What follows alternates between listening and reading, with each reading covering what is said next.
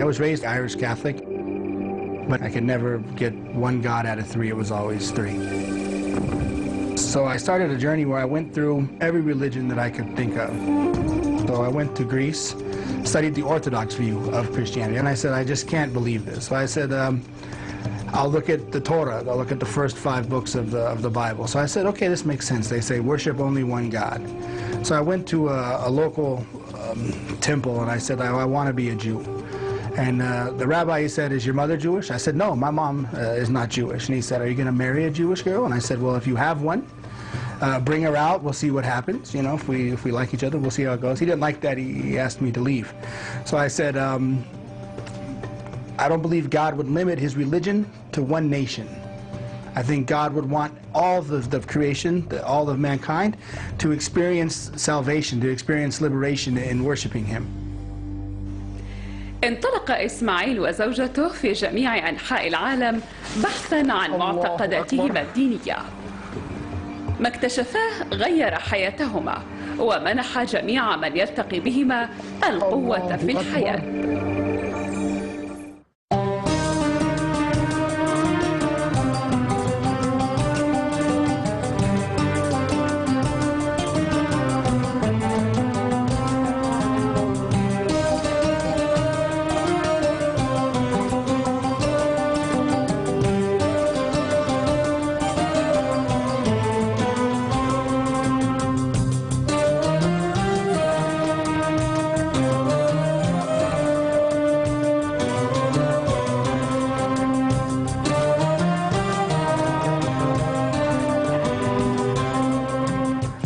Assalamu alaikum. My name is Ismail Chartier, and I converted to Islam 10 years ago.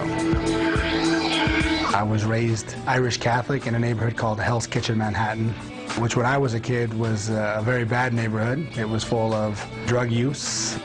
The Irish mafia ran it with an iron fist, and if anyone got in their way, people were dealt with.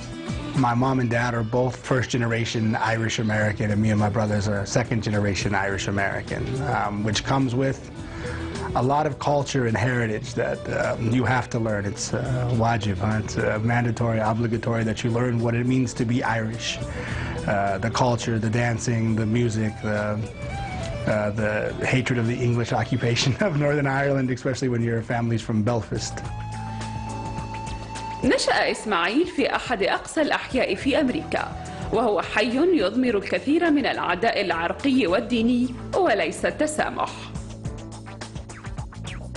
There was a mixture of Puerto Rican Catholics and Irish Catholics there, and never did the two ever meet. There were 2 parishes in my neighborhood, one for Roman Catholics and one for Irish Catholics, and we never went to the other parish. أصبح إسماعيل أحد أبطال المصارعة. I wrestled from the time I was 5 years old to the time I was 20 years old. That's who I was. It was my identity. It was everything I was this. I was known as Brandon the Wrestler. That's who I was. I was a 4-time state wrestling champion. وقد منحته بطولته الرياضية فرصة الالتحاق بالجامعة. I was in university, at the University of Arizona, and I was on the wrestling team. And I got hurt really, really bad. I hurt my back, and I couldn't wrestle anymore. And I remember the day that the trainer and the coach brought me in to their office, and they said, you're finished, you can't do this anymore. And when I couldn't do that anymore, I didn't know who I was. And all I felt was pain and anger. And I wanted the world, not just a certain individual, but the world, to feel as much pain that I felt. كانت طفولة جينيفر مختلفة تماماً، حيث نشأت في الضواحي الآمنة في شيكاغو. Assalamu alaikum wa rahmatullahi wa barakatuhu. My name is Jennifer Merrick, and I've been Muslim for almost 10 years. I was raised Roman Catholic, and it was kind of, you went to Sunshine Club on the weekends, and, you were confirmed, and I didn't know what that meant, and I never questioned it, because they were so busy with sports and gymnastics. My gymnastics was, I think it was my religion. Everything I did was gymnastics. My whole day revolved around gymnastics. It was my life. I wasn't looking for anything else at that time because the answer was gymnastics. And I did gymnastics through college. I got hurt my junior year in college, and I had to quit gymnastics, and it was pretty crushing because that was my life. مثل المصارع إسماعيل، إصابة جينيفر تركتها حائرة. My gymnastics friends, basically when I got hurt, I couldn't do gymnastics anymore. It was so painful for me that I separated myself from them. And I lost touch for a couple years. And then it kind of opened my eyes up to, well, something is really missing in my life. And I started to go to church, and stuff just didn't make sense, and it didn't add up. And so that's when I went on my search. انطلق إسماعيل في رحلة البحث الخاصة به. I started a journey where I went through every religion that I could think of and find. So I went to get the Orthodox view of Christianity. I was raised with the Irish Catholic and then with the Protestant view, so I wanted to see the other view of Orthodox. So I went to Greece, studied there for a year, and I said, I just can't believe this. So I said, I'll look at the Torah. I'll look at the first 5 books of the Bible. So I said, okay, this makes sense. They say worship only one God. But I don't believe God would limit his religion to one nation. I think God would want all of the creation, all of mankind, to experience salvation, to experience liberation in worshiping him. So then I went through all the religions. I spent a year in Nepal studying Buddhism and Hinduism. So as I walked by this little section in the university library called Islam, it was really this big. It consisted of like 8 books, you know. So I said, well, this is something I don't know anything about. So they had books by Elijah Muhammad, they had books by Rumi, they had books by Ghazali, and then they had the Quran.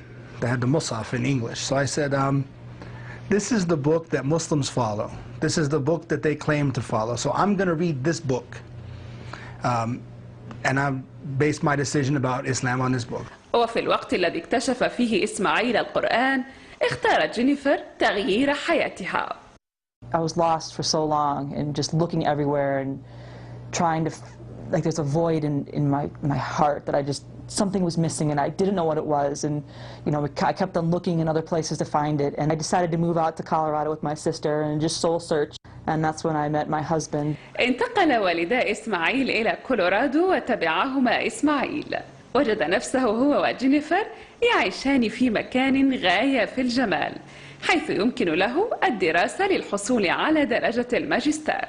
I studied the Arabic language. I read the Quran. I came back to my wife, and I looked at my wife and I said, I couldn't be a Christian anymore. I want to be a Muslim. I'm going to be a Muslim. I'm going to change my religion, and I'm going to start now. And she said, okay, whatever. She didn't believe that it would be a life-changing experience for me or for her. You know, my husband became Muslim, and he had changed so much, and he was no longer like looking. He was no longer lost. He was like at peace and truly happy. And I was like, well, wait a minute. You know, what was in those words that can take away all that stuff that we've been, you know, trying to quiet for so long? I think the #1 change she noticed right away was I had peace and tranquility within myself that I didn't have before. I love my wife. I still do love her. But I was still angry at everybody, so my temper was quick. You know, Irish people have a naturally quick temper. We're known for this internationally.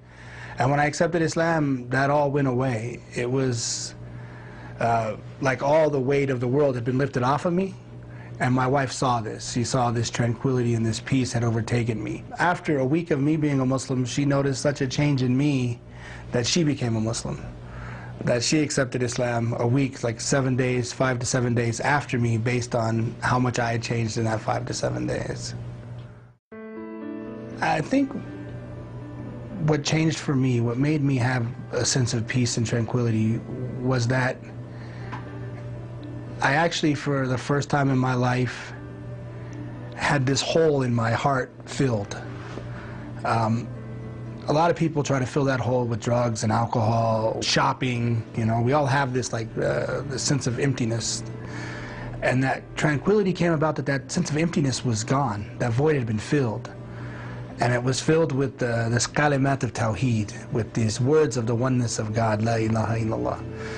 And I felt at one with everything around me, complete and total serenity. I had no idea that, you know, saying the Shahada would just put my heart at peace. I mean, it's something. I mean, I had searched in so many places and so many different, you know, like holistic and, you know, natural stuff and in different religions, and it was always like a temporary fix. It was like when you get a new pair of pants and you're so excited, you're like, yes, and the next day you're like, eh. And this is something that in almost 10 years it hasn't gone away. My mom and dad were angry, and they were angry for a very long time. They stopped talking to me actually for 2 years.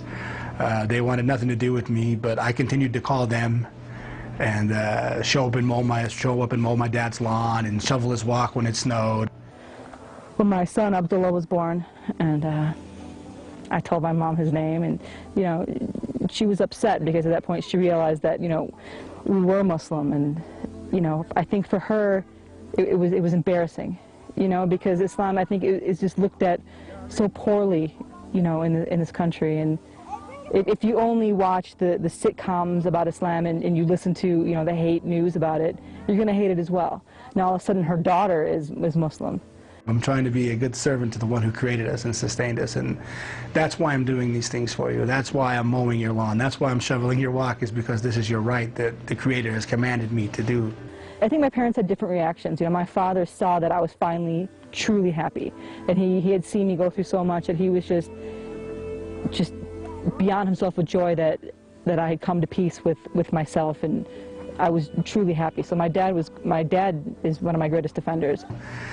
Now we have a really good relationship. Alhamdulillah, they love my kids. My kids love them. We go and see them once a week, so we have a better relationship now than we did probably before I was a Muslim. There's always respect. The golden rule, right? It's the same. Treat people as you want to be treated. Okay, for you. If you have any questions, the mosque is just right down the street. That translates into Islam too. It's a basic principle of Islamic behaviors, adab, to treat people with respect and to want to be respected. بالنسبة إلى إسماعيل فالإسلام لا يوجهه نحو نشر دينه فحسب، لكن إلى معاملة الجميع باحترام ورحمة واهتمام. فقد أعطى هو وجينيفر الكثير من وقتهما لمساعدة صديقهما طالب دين في المنظمة التي أقامها للمساعدات الاجتماعية. إنهم يساعدون الأشخاص الذين انتهكوا القانون في السابق، وآخرين يحتاجون إلى الغذاء والكساء والسكن. If we can touch their lives and provide for their need and introduce them to Islam to help their soul, then that's what we're trying to do. In 2002, when I met Talib and he explained the idea of Guidance Behind the Walls to me, I thought it was the most beautiful idea I'd ever heard in my life, about a grassroots organization that was really designed to change society at its very base level. To start wherever there was injustice, wherever there was crime, wherever there was drug use. It was really a program based on complete and total social change, but through our religion.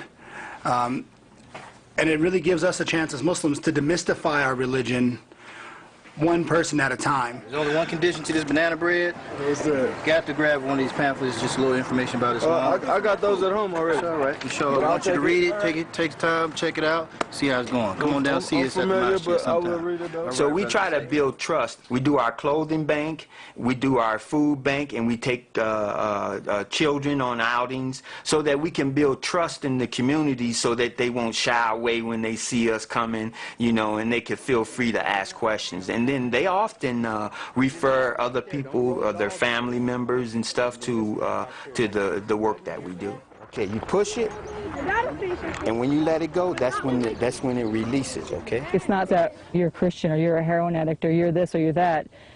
It's you're a human. Let's just do what we can to get you into a better place. Because we don't want anybody to suffer. My kids don't want anybody to suffer. We don't want everybody to be in a place where they can be comfortable and happy and growing and moving forward along their journey.